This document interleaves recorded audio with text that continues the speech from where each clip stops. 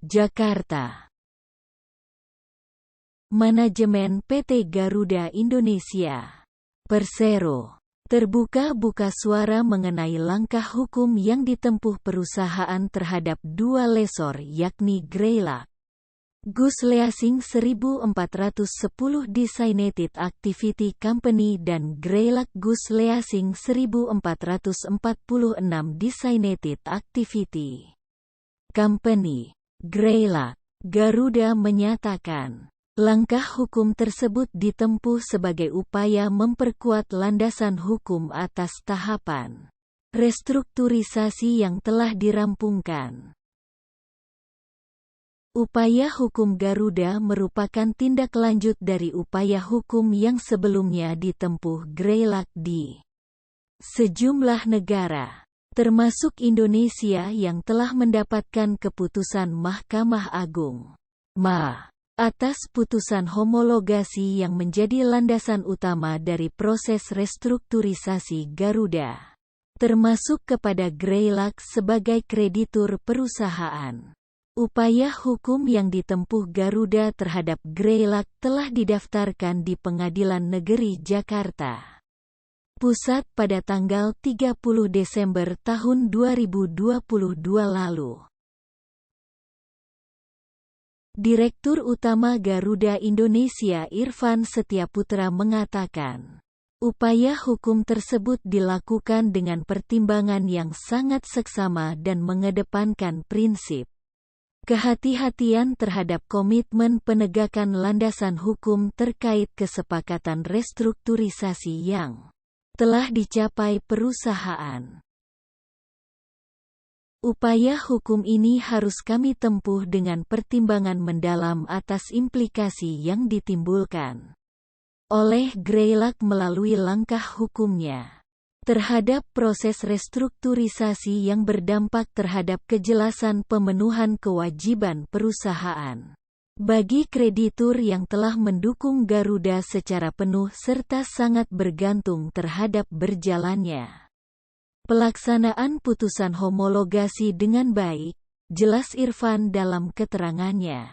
Rabu, tanggal 4 Januari tahun 2023. Untuk diketahui, Greylock sebelumnya telah menempuh sejumlah upaya hukum di beberapa negara terhadap Garuda. Beberapa tahapan hukum tersebut juga telah mendapatkan ketetapan hukum seperti melalui putusan Kasasi Mahkamah Agung (MA) yang memutuskan menolak permohonan kasasi dari Greylock dan menguatkan putusan homologasi. Selain itu, Greylock juga mengajukan langkah hukum winding up kepada Garuda pada otoritas hukum di Australia, yang juga telah mendapatkan putusan yang memperkuat posisi hukum perusahaan. Otoritas hukum Australia turut menolak pengajuan winding up tersebut. Keputusan kami untuk menempuh upaya hukum ini merupakan komitmen kami untuk melindungi kepentingan yang lebih luas terhadap kepastian landasan hukum yang solid bagi seluruh kreditur dan mitra usaha. Harapan kami upaya hukum ini dapat semakin menegakkan posisi hukum kami terhadap komitmen Garuda untuk bertransformasi menjadi entitas bisnis yang dapat memberikan nilai optimal terhadap ekosistem usahanya, terang Irfan. Dikutip Detikcom dari Sistem Informasi Penelusuran Perkara (SIPP), Pengadilan Negeri Jakarta Pusat. Dalam gugatannya, Garuda sebagai penggugat meminta pengadilan untuk menerima dan mengabulkan gugatan penggugat untuk seluruhnya. Kemudian, menyatakan tergugat I. Greylock Gus Leasing dan tergugat 2. Greylock Gus Leasing Designated Activity Company melakukan perbuatan melawan hukum.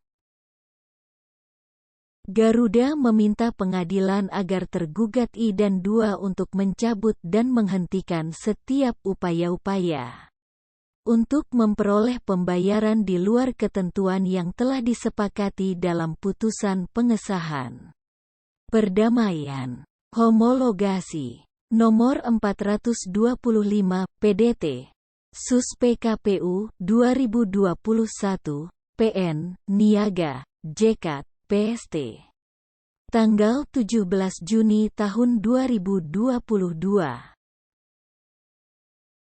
Lalu, menghukum tergugat I untuk menerima pengembalian pesawat Airbus model A330-200 dengan nomor seri pabrikan 1410 sebagai pemenuhan kewajiban penggugat berdasarkan putusan Pengadilan Niaga pada Pengadilan Negeri Jakarta Pusat Nomor 425, PDT, Sus PKPU 2021, PN, Niaga, JKT, PST. Tanggal 27 Juni tahun 2022. Kemudian, menghukum tergugat II untuk menerima pengembalian pesawat Airbus model A330-300 dengan nomor seri pabrikan 1446 sebagai pemenuhan kewajiban penggugat berdasarkan putusan Pengadilan Niaga pada Pengadilan Negeri Jakarta Pusat Nomor 425, PDT Sus PKPU 2021 PN Niaga JKT PST tanggal 27 Juni tahun 2022. Garuda juga meminta pengadilan menghukum tergugat I dan II untuk bersama-sama membayar secara tunai dan seketika seluruh kerugian material penggugat terkait biaya-biaya yang telah dikeluarkan penggugat untuk menanggapi perbuatan melawan hukum para tergugat serta biaya pemeliharaan dan asuransi pesawat sebesar Rp14.257.865,30. Menghukum tergugat I dan tergugat II untuk bersama-sama membayar secara tunai dan seketika seluruh kerugian imaterial penggugat atas kehilangan keuntungan dan rusaknya reputasi penggugat yang tidak dapat dinilai dalam materi paling sedikit sebesar Rp10 triliun. 10 triliun rupiah. Bunyi petitum dalam gugatan tersebut. Sementara itu pengamat BUMN Toto Pranoto mengatakan, Garuda telah mencapai kesepakatan dengan semua kreditur terkait penyelesaian masalah utang perusahaan. Dengan bisnis yang mulai berjalan normal dan kinerja yang semakin sehat menjadi hal positif bagi restrukturisasi perusahaan.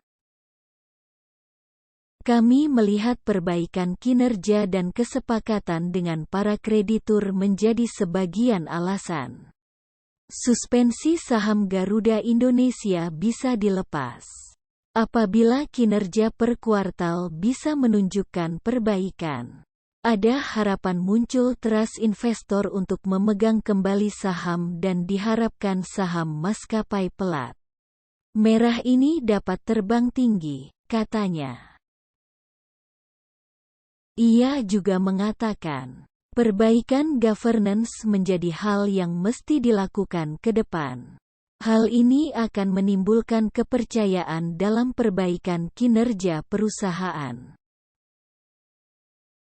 Tambahnya, dengan fundamental yang semakin sehat dan kuat, kinerja saham Garuda Indonesia diperkirakan akan tumbuh positif.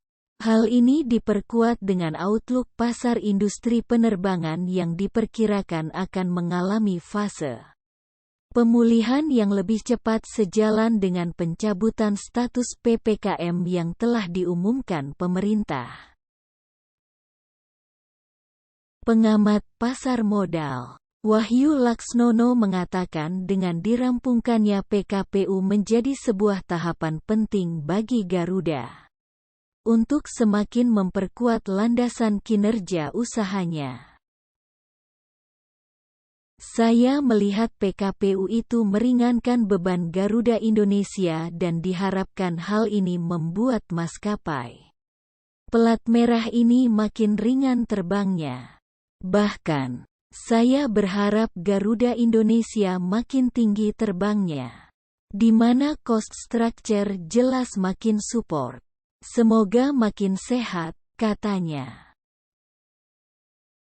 Das.